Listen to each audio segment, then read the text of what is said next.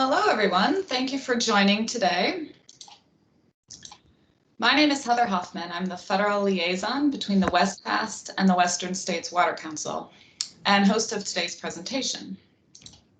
Please note this webinar will be recorded and posted to the WestFAST tab found on the Western States Water Council webpage at westernstateswater.org.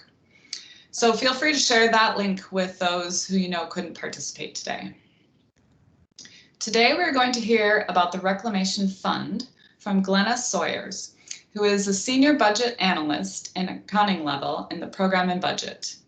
Program and Budget is responsible for Reclamation's budget formulation, budget execution, budget policy, legislation, and liaisons with the Office of Management and Budget, all on items related to funding. Prior to joining Reclamation in 1990, Ms. Sawyers worked for the Department of the Navy for 20 years. She earned her certificate for serving 50 years of government service in 2021. Congratulations, Ms. Sawyers. Thank you.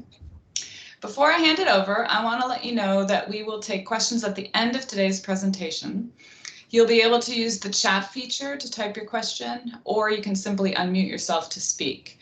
So as we go along, if you have a question and you want to write it down or capture it using the chat, you can do that, and I'll be happy to read it aloud at the end of the presentation. So with that, I'll pass it on to you, Glenna.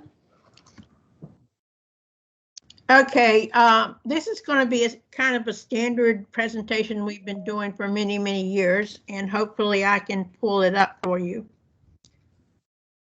I'm not very technical in Teams, but we'll try.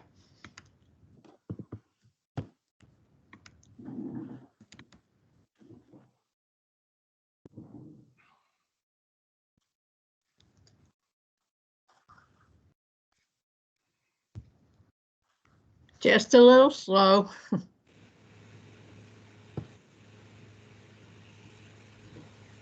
Let me know if you'd like me to pull it up, Glenn. Should be coming up. Is it up? No, we're looking at your. Yeah, maybe you need to pull it up then. Okay.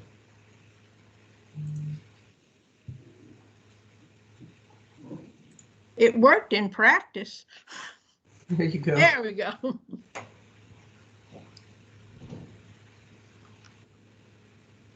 So this briefing is as of the fiscal year 2021 President's budget, is updated every year to reflect the President's budget, but due to transition, fiscal year 22 will be running late this year. So we're going to go ahead and talk from the fiscal year 2021 budget. So you can go to the next slide. So basically, Reclamation Fund, what is it? Go to the next one. The Reclamation Fund is a special fund in a treasury established by the Reclamation Act of 1902 as 43 U.S.C. 391. It was initially established as a revolving fund, but in 1914, Congress required that all spending from the fund to be subject to annual appropriations. Deposits to the fund include repayments and other revenues from water resources development, including hydropower, and certain receipts from the sale, leases, and rentals of federal lands in the 17 western states. The next one. This next chart gives you through fiscal year 19, gives you a percentage of where the receipts are coming from, where the like 26% are coming from power, 5% coming from water, 4% from repayment of construction costs, 60% from mineral royalties. Now that's where basically most of the receipts for Reclamation Fund are coming from. Then we have 2% from land and timber, and then 3% miscellaneous. Next one. Reclamation Fund, how does it work? The receipts are deposited into the Reclamation Fund and are made available through Annual Appropriations Act. Receipts and balances that are not appropriated remain in the Reclamation Fund as unappropriated receipts. Beginning in fiscal year 1984, the annual appropriation acts for reclamation have provided that of the total appropriated, the amount for program activities which can be financed by the Reclamation Fund shall be derived from that fund. Next one. Program activities that can be financed are those that directly benefit the 17 Western states and are for the purposes authorized under reclamation law. Congress explicitly authorized certain projects to be funded from the general fund, beginning with the Boulder Canyon project, which is Hoover Dam, in 1928 due to insufficient balances in the Reclamation Fund. And as we all know, that's no longer a problem. Public Law 9591 transferred the power marketing functions to the Department of Energy. Starting in fiscal year 1978, funds have been appropriated from Reclamation Fund to DOE, Western Area Power Administration. And that still goes on today. And this is just a flow chart that kind of demonstrates what comes into the fund, what the annual appropriations are, and then what's unappropriated receipts. Currently, annual appropriations come out of water and related resources, which is Reclamation's largest account, policy and administration, and the Western Area Power Administration. And then what is not appropriated remains in the account as unappropriated receipts. Next one. Thank you for driving the bus, Beth. Now, why are the balances growing? Okay. Receipts are increasing. Receipts from the Office of Natural Resources Revenue, which is formerly the Minerals Management Service, for onshore mineral leasing authorized by the Mineral Leasing Act, are the main contributor to the increase. Discretionary funding levels are constrained. Annual appropriations for reclamation have been flat, while appropriations for the Western Area Power Administration, WAPA, have decreased. The increase in receipts and decline in appropriations has resulted in an increase in balances, which is a current trend. Right. Yeah. There are projects that are funded out of the general fund, either by law or solicitor's opinion. This means less funding is appropriated from the Reclamation Fund, thus increasing balances. Examples of current projects funded out of general fund are Central Arizona Project, Animas La Plata, Colorado River Basin Salinity Control, Columbia Snake River Salmon Recovery, and a portion of the Minnewachuny Rural Water Project and Native American Fairs. In addition, all of the Indian water rights settlements are funded out of the general fund.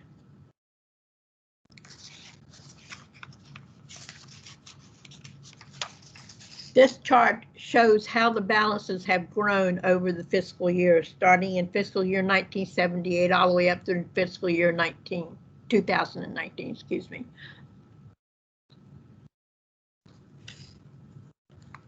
And then you go. This is as of the fiscal year 21 budget, and it gives you the balance start of the fiscal year 19 actual was 16.6 billion.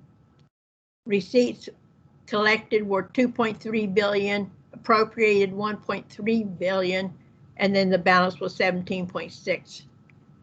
And then the enacted was the fiscal year 2020 enacted. The 2021 estimate was what's in the fiscal year 21 president's budget.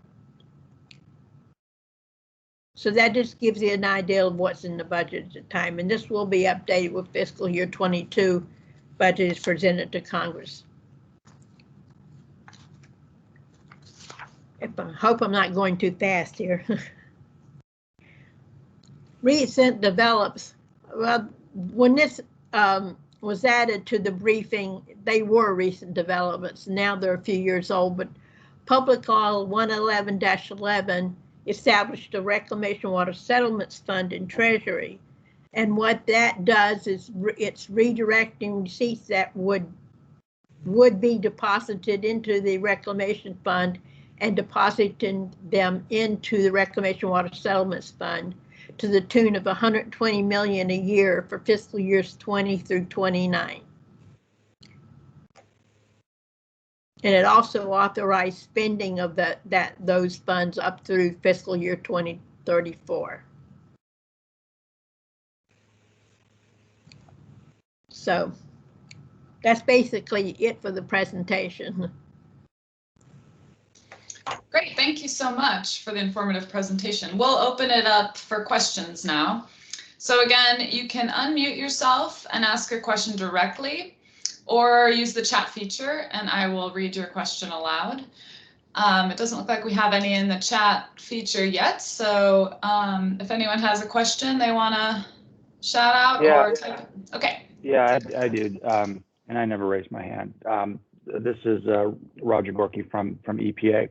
So I'm just trying to make sure I understand. So there's close to 18 billion just sitting in a book that Congress appropriates funding to those projects that you outlined, right? Correct. Well, basically, how it works is water-related resources projects and policy and administration projects are funded out of the Reclamation Fund, except those projects that are specifically to be funded out of the general fund. So Right. Yeah. Right. And so as you said, the majority of it doesn't come from payback of dams and water projects. It's from mineral leases. And then the second question that's completely unrelated to that question is, so it's the appropriators that are in charge of it, right? So it would be whoever appropriates for Interior in the House and Senate. They're the ones that are basically, if I had my camera on, air quotes, in charge of spending out of that, correct? Well, the authorizers could be in charge if they rewrite legislation to, like with the Reclamation Water Settlements Fund, that affected the Reclamation Fund, but it was the authorizing side of the House that wrote that or passed that legislation. The bottom line is either they can appropriate from the Reclamation Fund, or it takes authorizing legislation to change receipts going into that account to go somewhere else. Other than that, we don't touch it.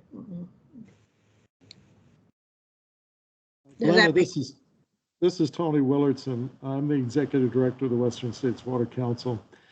But it is true as well that the unappropriated or unobligated balance in the fund, to the extent that it is not appropriated, it's that much less money that Congress has to borrow. So the money really is just not sitting there. It's been spent by Congress someplace else. Beth, I believe that's correct. It's not been spent somewhere else. It is used as an asset against which spending is measured, and so it does benefit the taxpayer and it does benefit the overall government.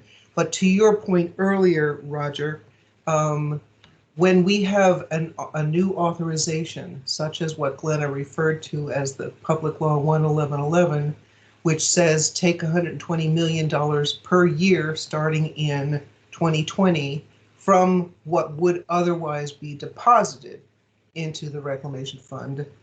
They did that 10 years before the first year money would come out of the Reclamation Fund.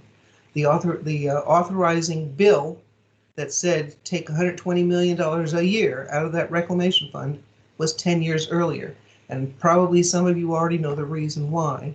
The reason why is because if you authorize something that's going to use money, you have to find an offset for it under the Balanced Budget Control Act, or it gets scored by CBO. So if somebody wants to take money out of the reclamation fund, they are up against CBO and the rest of the government to say, okay, fine, how are you going to pay for it? What are you going to offset? What are you going to cut if you want to use another $100 million from the rec fund or anything else? So as a result, you'll see authorizing language that sets up a new use for the reclamation fund that is 10 years in the future. So that's one of the reasons folks don't just simply do a new authorizing bill, let's say for next year, and say, well, you got all that money, give me some for this purpose.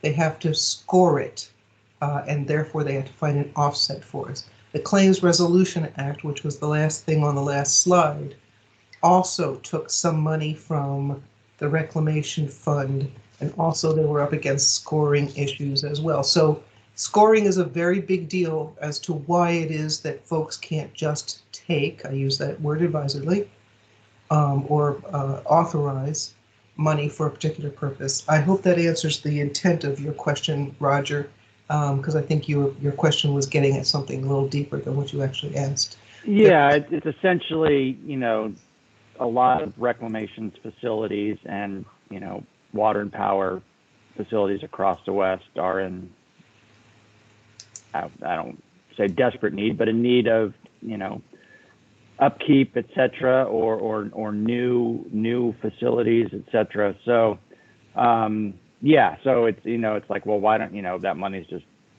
sitting there. It's really not, but, you know,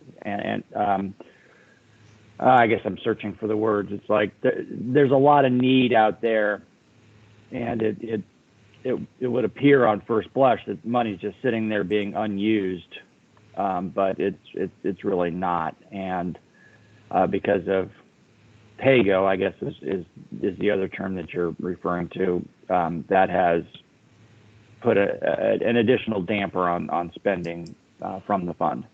That's exactly right. There was one other hand that was up, Heather, earlier. Yeah, it looks like Michelle has her hand up. Michelle, did you have a question? By the way, I'm sorry, one more thing. I work with Glenna. Glenna is the expert on all things Rec Fund, but I work with her. My name is Beth Hughes Brown. Go ahead. I'm not the expert. I just learned a lot over the years. And you know what? I think I might need to put my headphones in. I just realized you probably can't hear me very well. Give me just a second. Okay, that might work a little bit better. I forget sometimes my microphone doesn't work very well. So as you were talking, this is something that we are very passionate about at the Western States Water Council, especially when it comes to the Reclamation Water Settlements Fund. We advocate on behalf of that every year when we go back and visit Congress. And it's always fun to see the new members of Congress, their eyes light up, or their staff members' eyes light up when they realize, oh, there's all this money there. Really, it's not there. You can't just go back and take it. It's not going to work that way. But we keep trying to pressure them to use the incoming receipts of this fiscal year or the next fiscal year for the purposes they were intended. Because, you know, I appreciate that Roger Gorky said, well, maybe it's not dire, but it kind of is. I mean, we are reaching a point with our infrastructure that's aging beyond 100 years that it is going to be dire. I mean, it doesn't seem dire right now because things aren't collapsing, but once they do, that's when people will realize the emergency is there, and we need to address those issues up front rather than waiting until they fall apart. So we keep advocating for that, not only on behalf of the tribal settlements, which is typically our focus, but we also tell Congress that we want all of it. They stop leaving it there in the Reclamation Fund. Use it for its intended purpose, because we have so much infrastructure that needs to be fixed or replaced. Dam safety and all of these things, and some of those programs are already authorized. They just don't have the funding, but the funds are there with the receipts. So we keep trying to push for this. And my question is, I got some pushback from a member of Congress at one point who kind of waved his hand and said, yeah, but we already use that money for the West anyway. And the way he said it, it sounded like, you know, whether it's for your roads or it's for your forests or whatever it is, the West is benefiting from, you know, the taxpayer money and all the reclamation fund in a general sense. And it made me think, is there a way to track down the funding that Congress spends on things, maybe from the general fund, that could have been taken from the reclamation fund, so that we could point out that not enough of that money is going to its original intended purpose of the reclamation fund? I wouldn't even know how to begin tracking that down. But when we get into those discussions with Congress, it's kind of frustrating to say there's this money here, and if it was used for its intended purpose, we wouldn't be having the problems that we're having right now. And to be able to engage in that conversation intelligently is sometimes a little bit difficult. Glenda, do you want me to take this? Yeah, Beth, go ahead. So your question was, is there a way to track what has been spent or is being spent from the general fund that could have been spent from the reclamation fund? So what is spent from the general fund is small. It's, I guess, 20%-ish. Glenda probably knows that number off the top of her head, of our annual appropriation. It is not that much.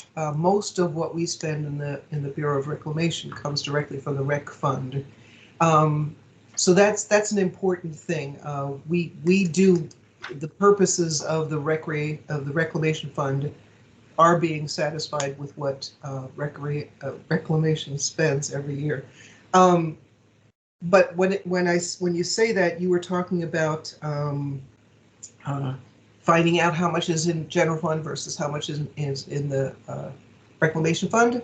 We actually have that information. We'd be happy to provide it to you. It isn't that much, all things considered. The other thing is, I think it was you, Michelle, who mentioned taking the receipts that would be added in that particular year and using them for a different purpose. That's an interesting idea. It's a good idea. It was what was included in the Public Law 11111 that Glenna referred to earlier. It's still scored. It still had to be outside the 10-year window because it still counts as being spent, even if you're taking the receipts and using them for a different purpose, which is exactly what Public Law 11111 is doing. Do you have a follow-up question on that, or can we just go ahead and provide that information? I don't see any reason why not. We would love to have that. We would love to have that information. I think that would be very helpful for us. But we actually have been working. It would only be for reclamation. Oh yeah, and that's fine. It would be helpful for us. We actually are trying to get 11111 extended, so that it's not. We're trying to extend it now because up until last year, we were outside that 10-year window to get it extended. Now there would be a gap. But we're still trying to get that water settlements fund extended. But that's on the tribal side of things, which is part of, it's a big part of what we're interested in for the reclamation fund. But also beyond that, just water infrastructure in the West is a really big deal for our states. Extending Section 10501 of Public Law 11111 is, I don't think I'm announcing policy, is something that we think is a great idea. We would love. I'll connect you all after the webinar. Yeah. Yeah, I don't think $120 million a year coming from Reclamation Fund for purposes of what benefits all of you and us is something that we have a problem with. I know that there was a problem with making it indefinite, or at least a reservation about making it indefinite. But I think in terms of making it, extending it, it's of huge benefit to us, especially with all the settlements coming our way. And so as far as I'm concerned, that's a great idea. Glenna or Beth, I have a follow-up question there, but first a comment. My understanding is that the omnibus package that was passed before the end of the last Congress included a provision from former Senator McSally from Arizona, creating a aging infrastructure fund, authorizing up to $400 million. And I know that part of that proposal had been that that would be mandatory spending with money coming from the Reclamation Fund.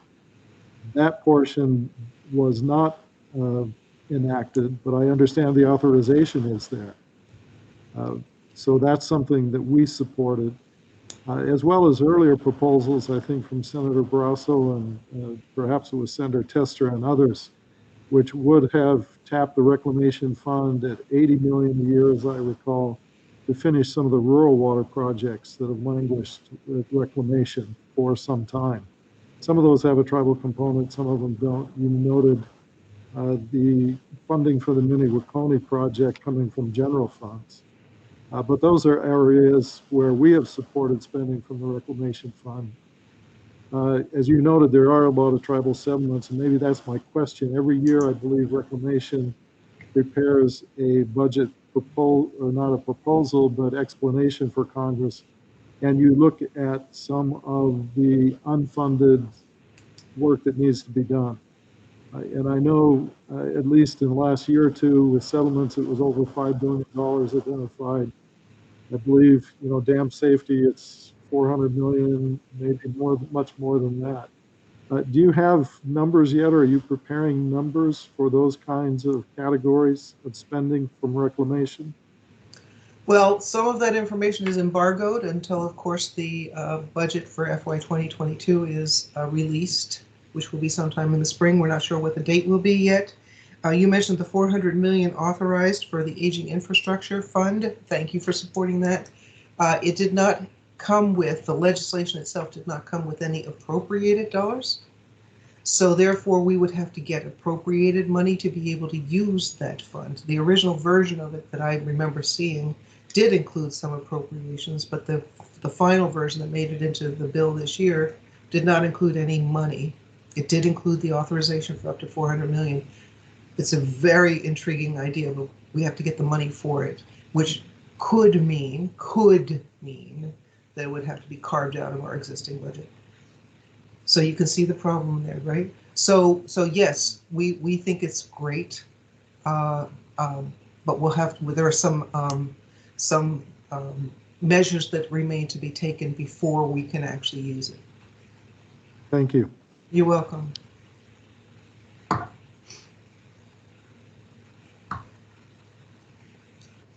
Other questions? Yeah, it's Roger Gorky again, and I think what you've been just talking with Tony and Michelle about, can you give a little bit of insight on like the development of the president's budget, and how much kind of policy, like what you said about where the money could be spent in terms of having more money spent on specific projects. How much of that really kind of goes on, and it may be something that's done more in DC, up in Maine interior, but you kind of get my question about in terms of, is it kind of this is the way we do it, and we're going to continue with that policy, or does there seem to be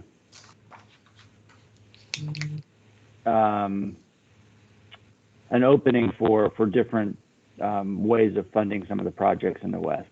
I don't know if that makes any sense, that question, but I'm just wondering, how much, and I guess it changes with administrations, but how much leeway is there usually, for budget requests and different spending out of the fund? Maybe that's a better way of asking the question. Yeah. Can we speak to how our budget is developed? How many days do you have? I'm not really trying. No, I am trying to be funny, but there is an awful lot that goes into it. Our budget is developed from a ground-up perspective. It is developed from the area offices to the regional offices to a committee that is of all management levels that weighs the data included in it, the requests included in it for mission criticality and other metrics and so on. And it comes all the way through a whole process, goes to the Department of the Interior, goes to OMB, is evaluated, and so on. Frequently, we get a mark from OMB to start us off that is perhaps 5% less or 2% less than our ending bottom line from the previous year. So it's not as if we can say this is what our needs are and actually end up getting budgeted for the entirety of what our needs are. We do have to prioritize based on the priorities of the current commissioner, the priorities of the current secretary, and the administration in general. But it is, it seriously is quite, there are many people. It's not a zero-based budget, but it's as close to it as I've ever seen in the federal government. But you're really asking. Yeah, I guess I obviously wasn't clear because I wasn't quite clear in my mind. I meant in terms of the Reclamation Fund. So, maybe different ways of spending out of that fund, rather than out of the general fund, but from the Reclamation Fund, related to what Michelle was talking about of spending the receipts that are coming in, versus kind of, don't necessarily want to call it a shell game, but putting it into the fund and then having some come out of the general fund, et cetera. I mean, is that part of the general discussions versus just overall budgeting? But the fund specifically, when the budget's developed, I guess that's kind of what I was getting at. Well, each program or project that's in reclamation, and I'm sure you all know our budget very well, has its own authorizing bill, its own authorizing law. And in the authorizing law, or every once in a while, but rarely, in an interpretation of that authorizing law, the determination is made whether it's funded from general fund versus reclamation fund for all time. It doesn't change. One that is funded by the general fund when it's first authorized continues to be funded by the general fund. One of the things I would just point out to you is if anybody is looking for a model of how to get funding from the Reclamation Fund, look at Public Law 111-11, Section 10501. That is a pretty good clue. They did a good job with it. They did have to wait the 10 years, but it worked. It's one of the best uses or prospective uses of Reclamation Fund dollars that I've seen in my time here. But the other point of this is, Glenna, did you have something to add at that point? No, you got it. Yeah, the other there was another point I was going to make about that.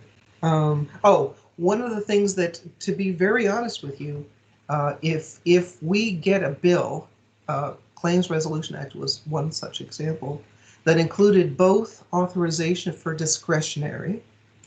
In other words, here's your authorization for $100 million for, let's say, the Crow settlement. And they gave us the authorization for that. Then we have to ask for increments adding up to that $100 million over the years. It has to be a priority, and that can cut away from all of our other priorities because we have to do it for that particular settlement.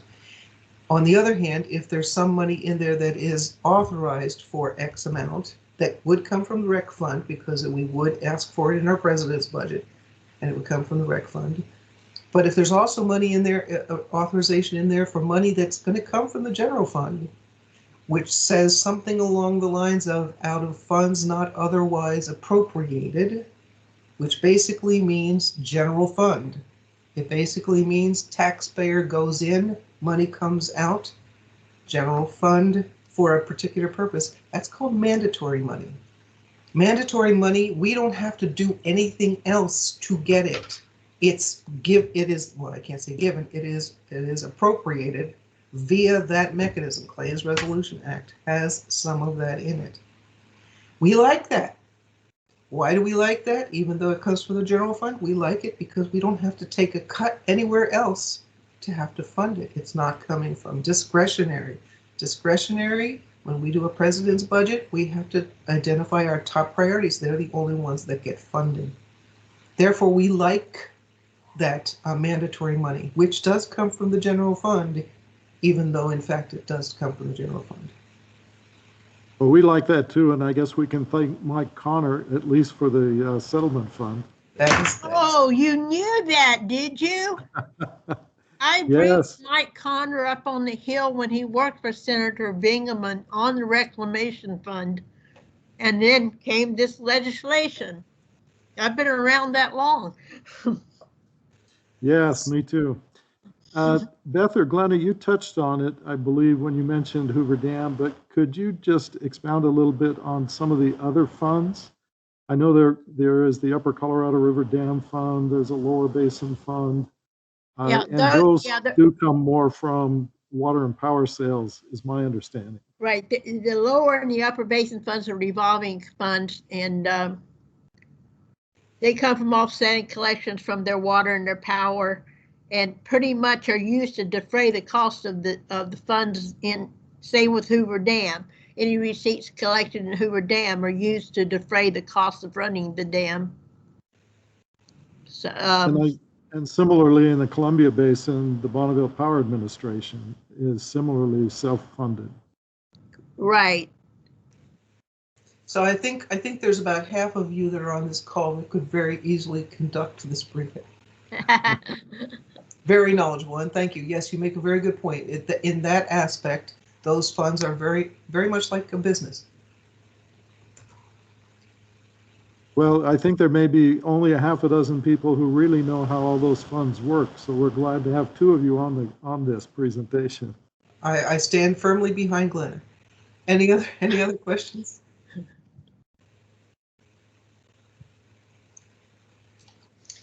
Anyone else have a question? I don't see any in the chat, so we don't hear anyone speak up here now. I guess we will conclude today's webinar. I just want to thank everyone for joining today, and thank you very much to Glenna for your presentation, and to Beth as well for contributing.